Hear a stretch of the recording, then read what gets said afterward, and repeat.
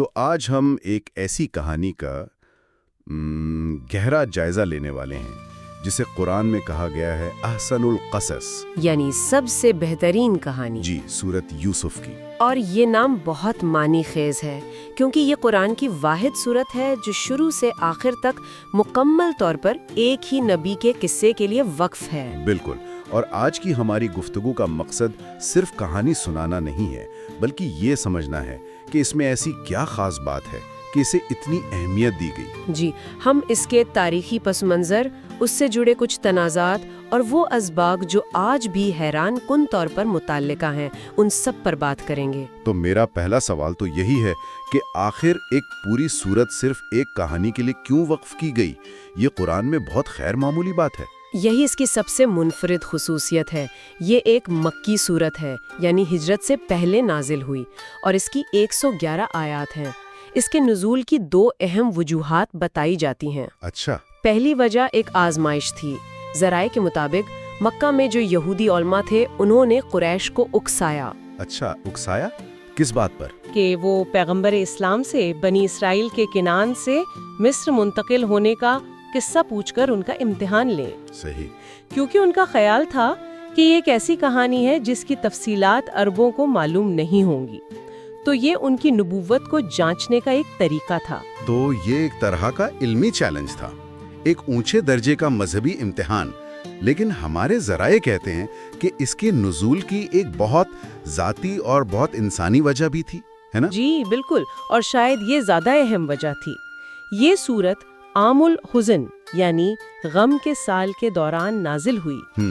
یہ پیغمبر اسلام کی زندگی کا ایک انتہائی مشکل وقت تھا۔ انہوں نے اپنی پیاری بیوی ختیجہ، جو ان کی سب سے بڑی حمایتی تھی، بالکل، اور اپنے محافظ چچا ابو طالب، جو انہیں قریش کے ظلم سے بچاتے تھے، دونوں کو ایک ہی سال میں کھو دیا تھا۔ وہ شدید ذاتی غم اور عوامی تباہوں کا شکار تھے۔ تو حضرت یوسف کی کہانی یعنی ایک ایسا شخص جنہیں ان کے اپنے بھائیوں نے دھوکہ دیا، گھر سے نکالا، کئی مشکلات کا سامنا کیا، لیکن آخرکار وہ کامیاب ہوئے۔ جی، مسترد کر رہے ہیں تو صبر کریں، کیونکہ بالآخر سچائی غالب آئے گی اور مشکلات کے بعد آسانی ہے۔ یہ ایک گہری نفسیاتی اور روحانی تسلی تھی۔ چلیں اب اس کہانی کے وقت اور جگہ کی طرف آتے ہیں۔ یہ واقعہ کب اور کہاں پیش آیا، اور کیا اس کے کوئی ٹھوس ثبوت موجود ہیں؟ دیکھیں، مورخین اور جو علماء دین ہیں وہ عام طور پر حضرت یوسف کے دور کو قدیم مصر کے، اسے کہتے ہیں دوسرا درمیانی دور، سیکنڈ انٹرمیڈیٹ پیریڈ۔ اچھا، سیکنڈ انٹرمیڈیٹ پیریڈ۔ یہ سننے میں تو بہت اکیڈیمک لگتا ہے۔ عام سننے والے کے لیے اس کا کیا مطلب ہے؟ اس دور میں مصر میں ایسا کیا خاص ہو رہا تھا؟ بہت اچھا سوال ہے۔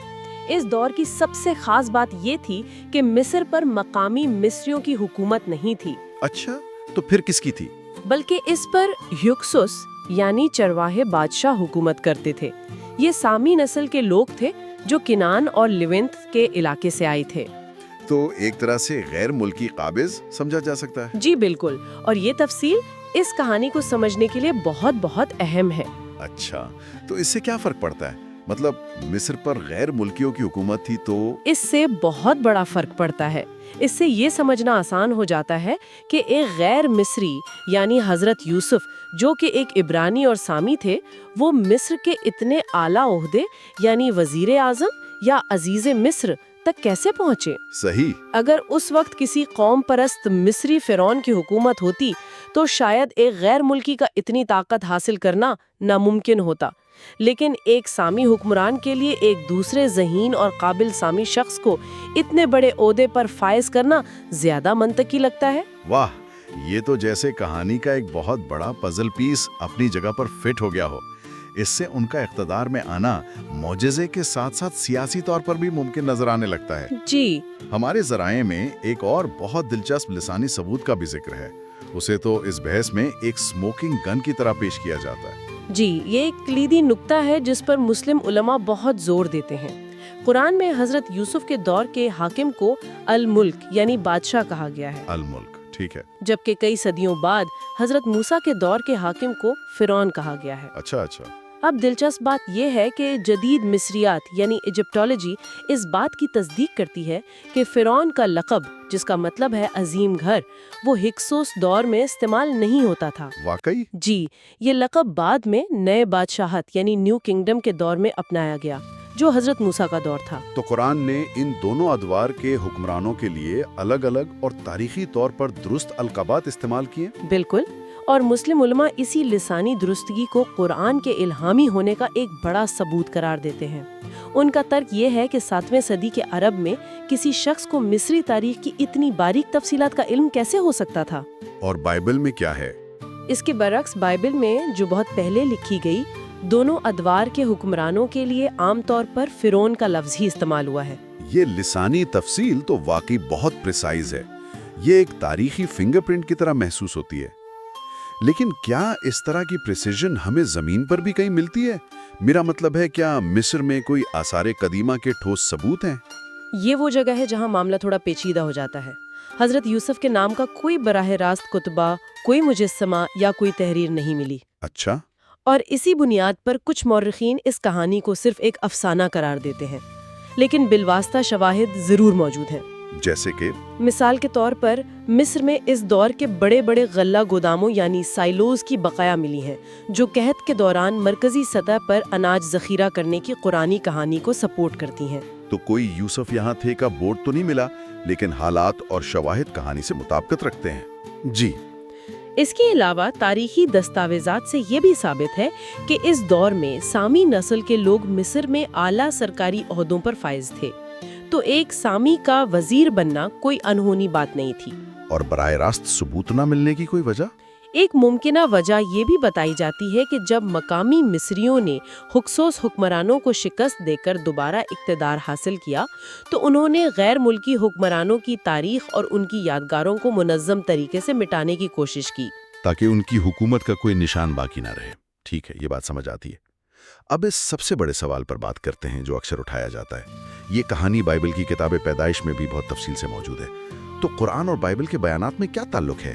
کیا ایک نے دوسرے سے نقل کیا ہے؟ یہ اس کہانی کی سب سے بڑی اور دلچسپ بحث ہے۔ یہاں دو بالکل مختلف نقطۂ نظر ہیں۔ ایک طرف تنقیدی اور مغربی علمی نظریہ ہے۔ ان کا موقف ہے کہ قرآن کی کہانی بائبل خاص طور پر کتاب پیدائش اور یہودی لوک روایات سے ماخوذ ہے۔ یہودی لوک روایات سے کیا مراد ہے؟ کیا یہ بھی ان کی مذہبی کتاب کا حصہ ہے؟ نہیں، یہ سمجھنا ضروری ہے۔ وہ خاص طور پر مڈراش کا حوالہ دیتے ہیں۔ مڈراش بائبل کا حصہ نہیں ہے، بلکہ یہ یہودی علماء کی لکھی ہوئی تفسیروں، کہانیوں اور وضاحتوں کا ایک بہت بڑا مجموعہ ہے۔ اچھا۔ جو بائبل میں موجود واقعات کی خالی جگہوں کو پر کرتا ہے۔ تو مغربی علماء کا نظریہ یہ ہے کہ قرآن نے بائبل کے بنیادی ڈھانچے اور مڈراش کی کچھ تفصیلات کو ملا کر اپنی کہانی بیان کی ہے۔ اور اس کے مقابلے میں مسلم علماء کا نظریہ کیا ہے؟ وہ تو اسے نقل نہیں مانتے ہوں گے۔ وہ اسے بالکل نقل نہیں مانتے۔ ان کا موقف ہے کہ قرآن پچھلی کتابوں کی تصحیح کرتا ہے، نقل نہیں۔ وہ کہتے ہیں کہ دونوں کہانیوں کا ماخذ ایک ہی ہے، یعنی اللہ کی وحی، لیکن وقت کے ساتھ بائبل کے بیان میں کچھ تبدیلیاں ہو گئیں اور قرآن نے آ کر اصل اور خالص کہانی کو دوبارہ بیان کیا۔ لیکن ایک غیر جانبدار تاریخی نقطہ نظر سے کوئی یہ بھی تو کہہ سکتا ہے کہ یہ جو فرق ہیں، جیسے ایک جگہ عہدیدار کا نام فوتیفار ہے اور قرآن میں لقب العزیز ہے، یہ صرف وہ معمولی تبدیلیاں ہیں جو کہانیاں ایک نسل سے دوسری نسل تک سفر کرتے ہوئے اختیار کر لیتی ہیں۔ بہت اہم سوال ہے۔ مسلم علماء اسے ایک جان بوجھ کر کی گئی الہامی تصحیح اور ایک عام کہانی کی تبدیلی میں کیسے فرق کرتے ہیں؟ وہ اس کا جواب فرق کی نوعیت سے دیتے ہیں۔ وہ کہتے ہیں کہ کچھ فرق معمولی ہو سکتے ہیں، لیکن کچھ بہت بنیادی ہیں، جیسے بھائیوں کے کردار کا فرق۔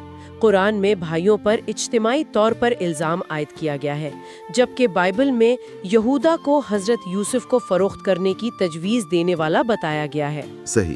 لیکن ان کے نزدیک سب سے بڑا اور فیصلہ کن ثبوت وہی بادشاہ بمقابلہ فرعون کا لسانی فرق ہے، جس کا ہم نے پہلے ذکر کیا۔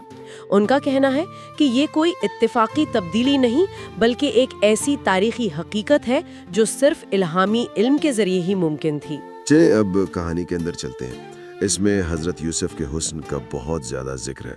ذرائع اس کے بارے میں کیا کہتے ہیں؟ اسلامی روایت میں ان کے حسن کو غیر معمولی اہمیت دی گئی ہے۔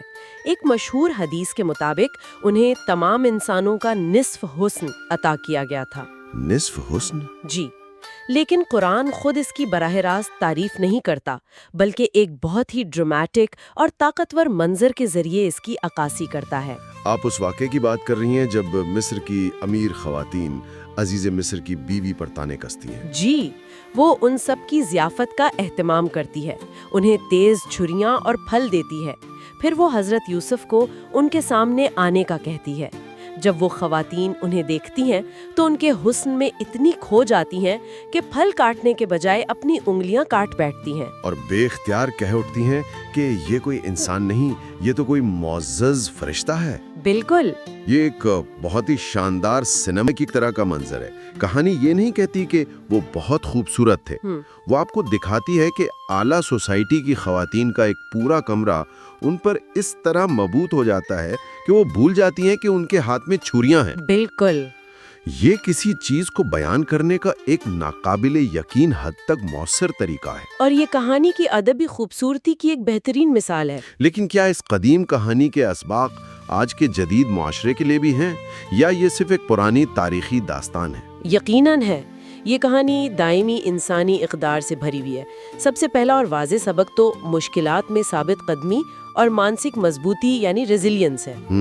ایک نوجوان لڑکا جسے بھائی کوڑے میں پھینک دے، پھر وہ غلام بنے، پھر جھوٹے الزام میں سالوں جیل میں رہے، اور پھر ملک کے سب سے طاقتور شخص بن جائے، یہ سفر غیر معمولی صبر اور اللہ پر یقین کا مظہر ہے، صحیح، جو عزیز مصر کے بیوی کے واقعے میں بہت واضح ہے۔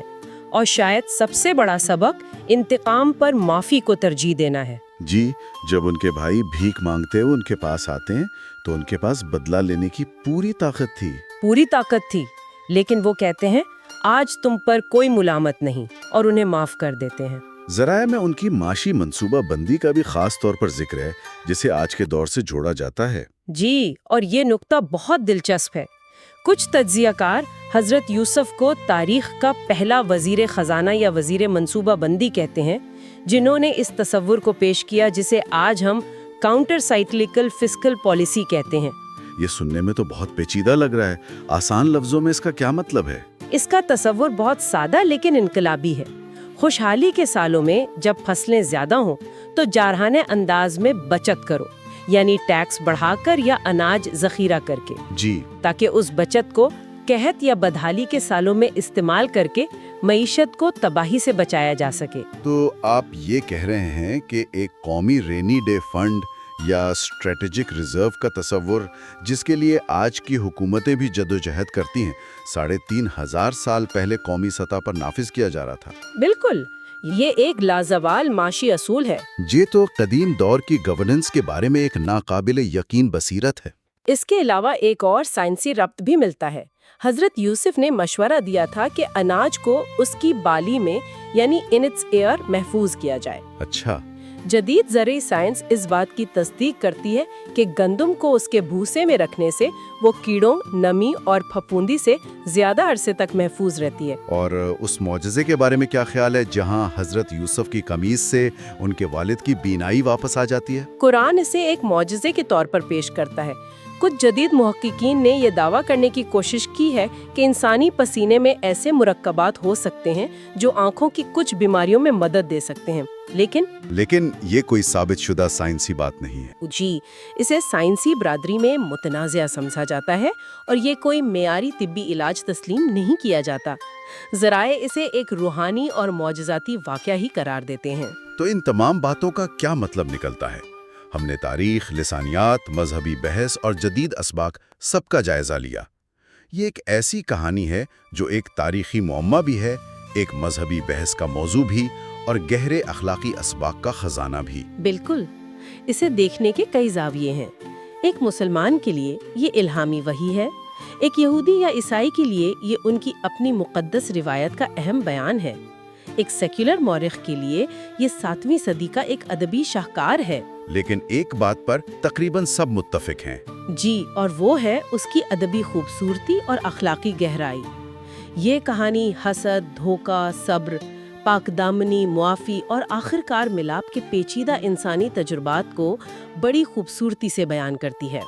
یہ کہانی خاندان کے دوبارہ ملنے اور معافی پر ختم ہوتی ہے، جو کہ ایک خوشگوار انجام ہے۔ لیکن جس گہرے صدمے اور دھوکہ دہی سے یہ خاندان گزرا، اسے دیکھتے ہوئے یہ سوچنے پر مجبور کرتی ہے کہ حقیقی مفاہمت کیسی نظر آتی ہے۔ کیا کوئی خاندان ایسے گہرے زخموں سے کبھی پوری طرح ٹھیک ہو سکتا ہے؟ یہ ایک ایسا سوال ہے جس کا جواب شاید ہر خاندان اپنے تجربے کی روشنی میں الگ الگ دیتا ہے۔